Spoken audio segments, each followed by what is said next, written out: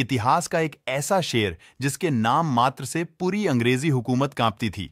आदिवासी भील समुदाय में जन्मे टंटिया भील ने अंग्रेजी हुकूमत की जड़ें हिलाकर रख दी थीं। अंग्रेज उन्हें इंडियन रॉबिन हुड कहते थे।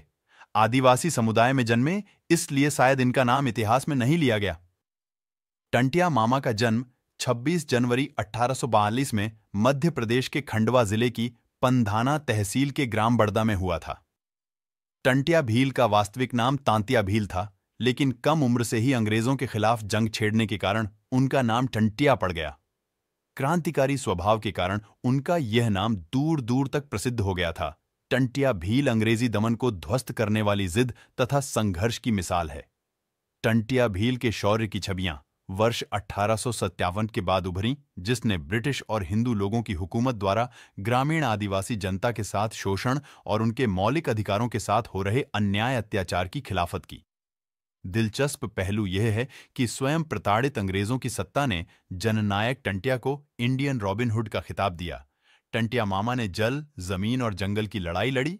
आदिवासियों के नायक और देश प्रेम की भावना से प्रभावित होकर तात्या टोपे ने इन्हें गोरिल्ला युद्ध में शामिल होने का मौका दिया। गरीबों की मदद करने के लिए अंग्रेजों को लूटते थे और धन को हड़प कर गरीबों में बांट देते थे, जिसके कारण ही गरीबों के और आदिवासियों के वे मसीहा कहलाए। इसीलिए आज भी छत्तीसगढ़ और मध्य प्रदेश के कई आदिवासी घरों में टंटिया भील को भगवान की तरह संबोधित किया जाता है और उनकी की पूजा की जाती है। उन्होंने न केवल गरीबों को अंग्रेजों के अत्याचार से मुक्त कराया, बल्कि हमेशा से ही गरीब अमीर का भेदभाव हटाने का भी प्रयास किया।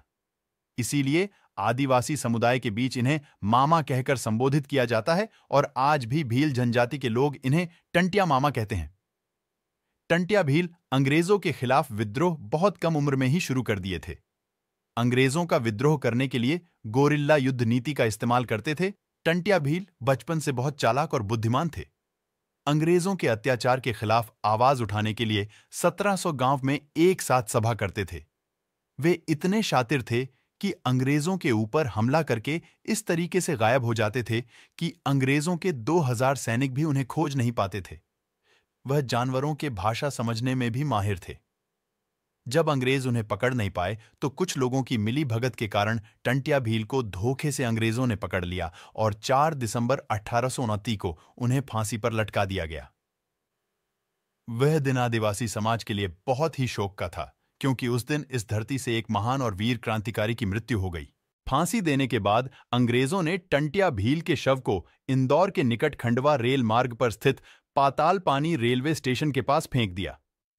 आज उस जगह पर टंटिया मामा की समाधि बनी हुई है।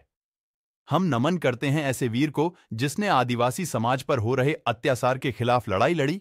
हम मिलते हैं आपको फिर किसी नए वीडियो के साथ। तब तक के लिए जय जोहार, जय आदिवासी।